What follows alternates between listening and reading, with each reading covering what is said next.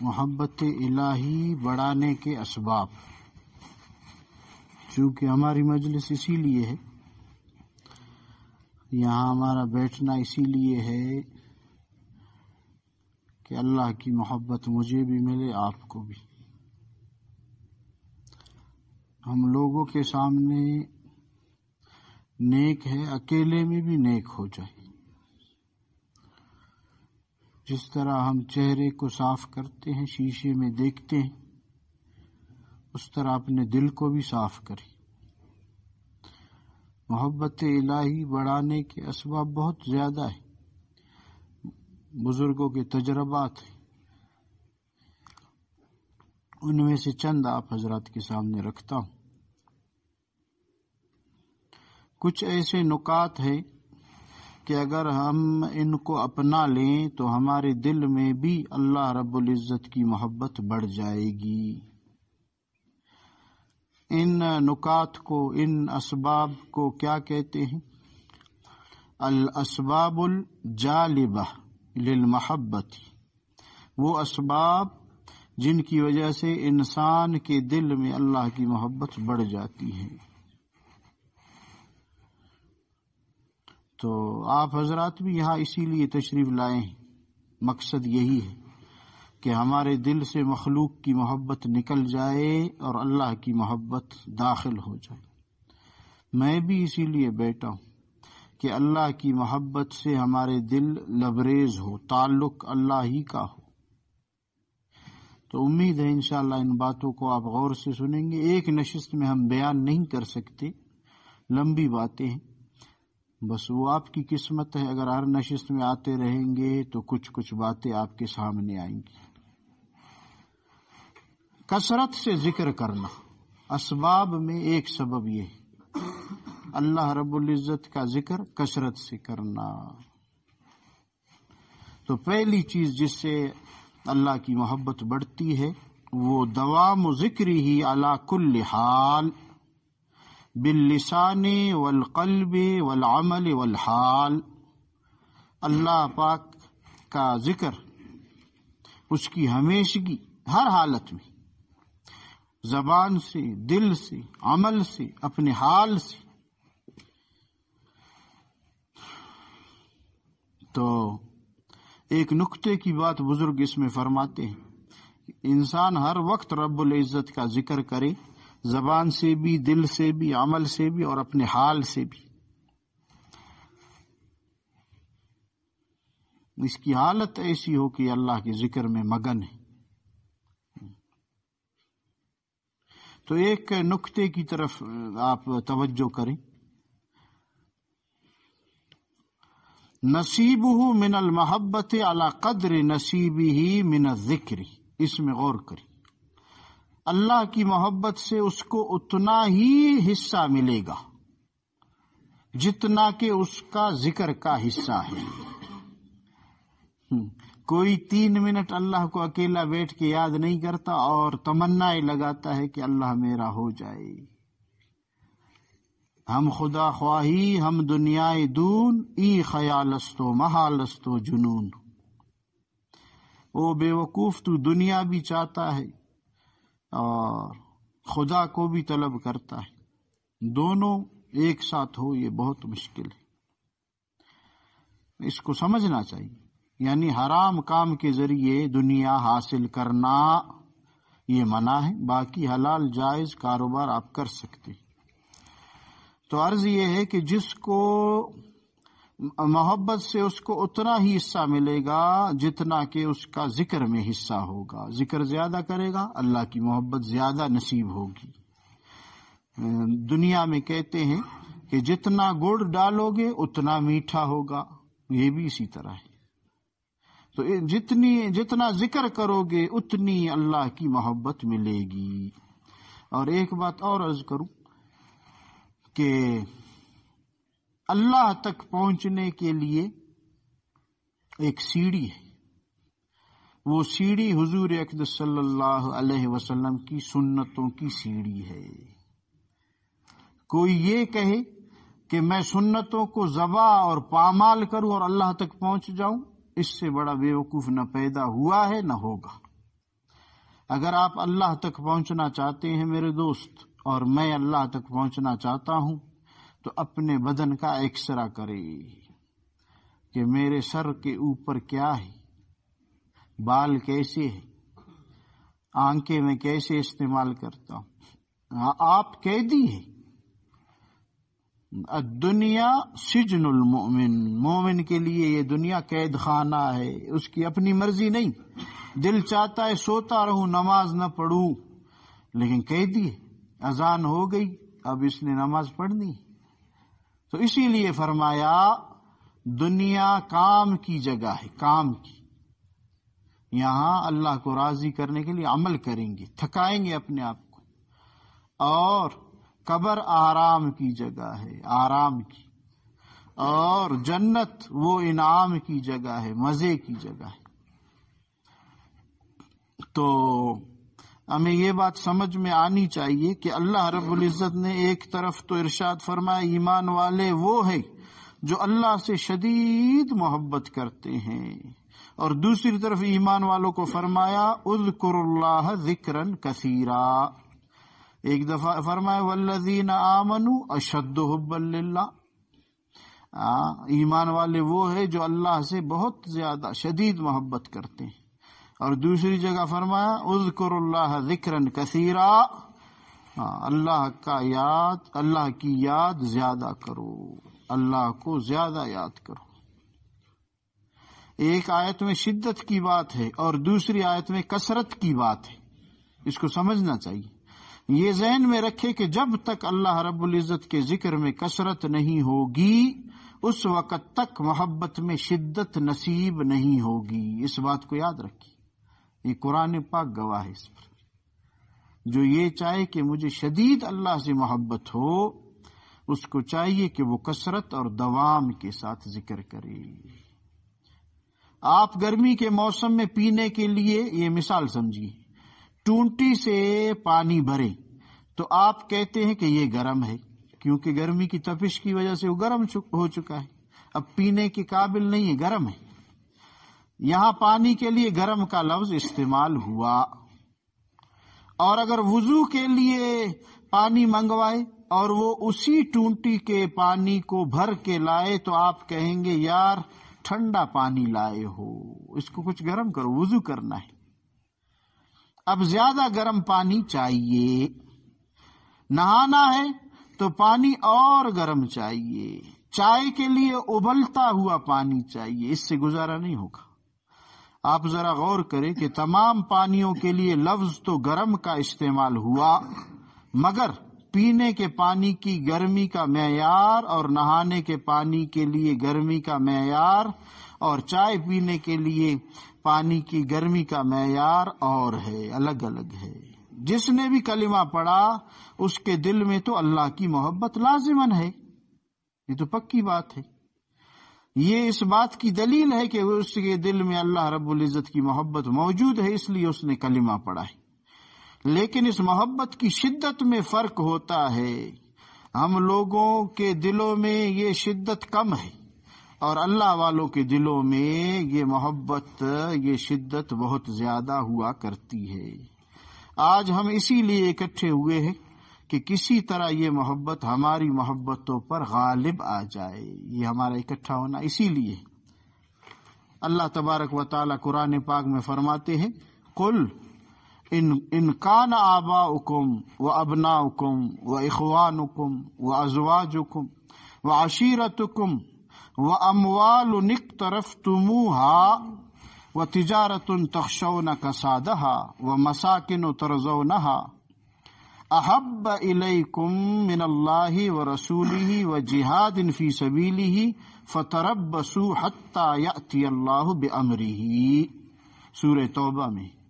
اے پیغمبر، مسلمانوں سے کہہ دو کہ اگر تمہارے باپ، تمہارے بیٹے، تمہارے بھائی، تمہاری بیویاں اور تمہارا خاندان اور وہ مال و دولت جو تم نے کمایا ہے، اور وہ کاروبار جس کے نقصان ہونے کا تمہیں خدشہ ہے، اندیشہ ہے، خوف ہے، اور وہ رہائشی مکان جو تمہیں زیادہ پسند ہے، تمہیں اللہ اور اس کے رسول سے اور اس کے راستے میں جہاد کرنے سے یہ چیزیں زیادہ محبوب ہے تو انتظار کرو یہاں تک کہ اللہ اپنا فیصلہ صادر فرما دے۔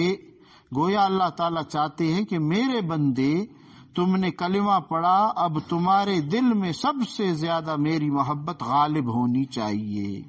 جو باقی شرعی محبتیں ہیں وہ اپنی جگہ، اور اگر وہ بھی راستے میں رکاوٹ بنے تو تم قدم بڑھا کر آگے بڑھو، منزل تمہاری کچھ اور ہے۔ ایک اصولی بات سمجھ لینی چاہیے کہ ذکر سے ذات کی محبت پیدا ہوتی ہے۔ مثال کے طور پر آپ مجلس میں بیٹھے ہیں، کوئی بندہ آئس کریم کا تذکرہ کر دے تو آپ کا جی چاہے گا کہ کھانے کو بھی مل جاتی تو کیا ہی اچھا ہوتا۔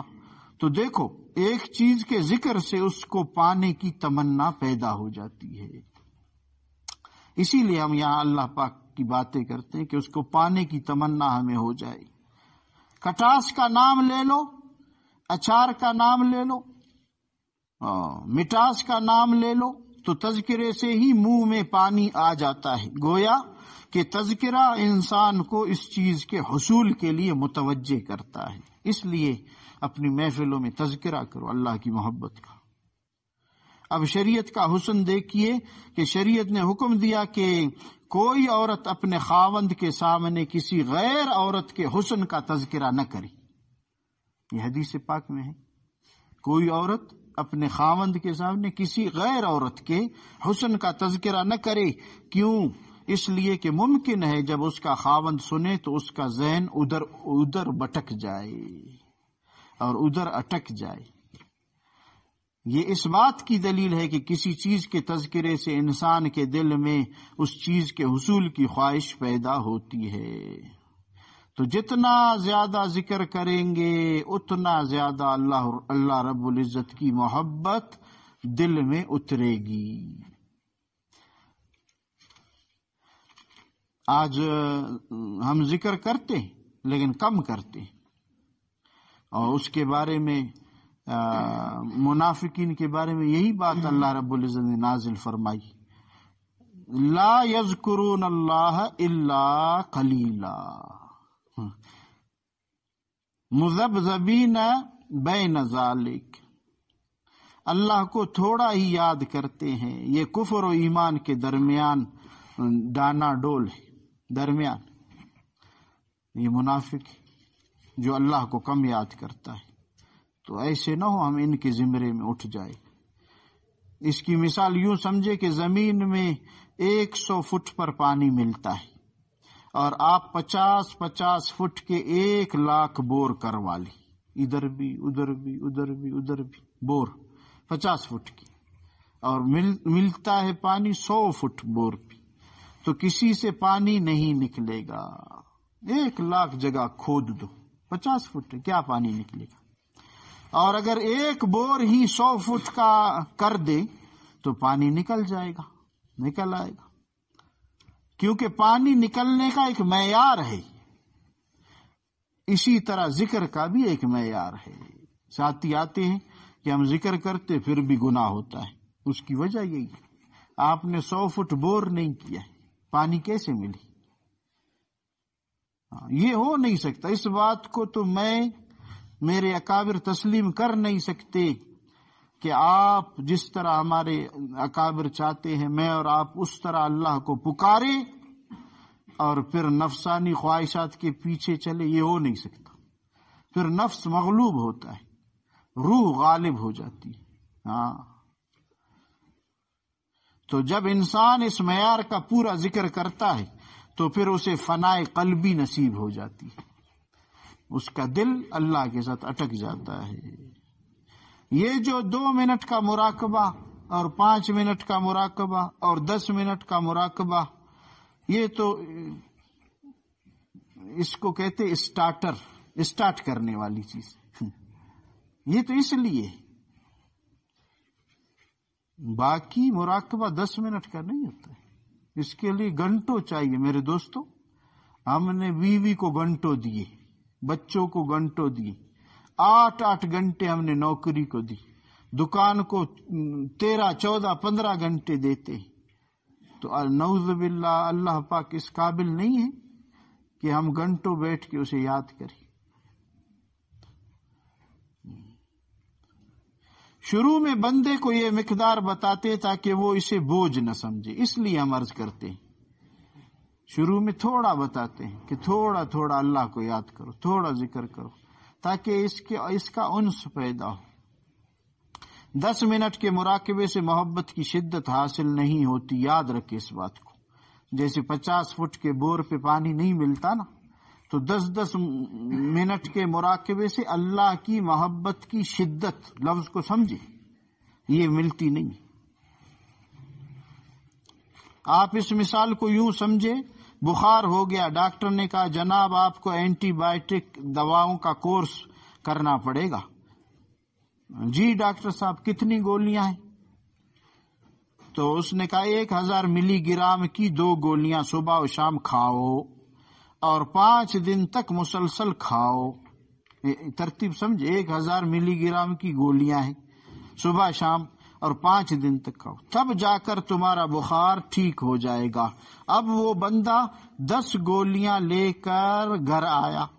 اس نے سوچا کہ 10 گولیاں ہی کھانی ہے، چلو 1 گولی روزانہ کھا لیتا ہوں. اس طرح اگر وہ 1 گولی روزانہ کھاتا رہے تو کیا ان 10 گولیوں سے اس کا بخار اتر جائے گا؟ کبھی نہیں اترے گا، کیونکہ ڈاکٹر کے بتائے ہوئے طریقے سے اس نے استعمال نہیں کیا.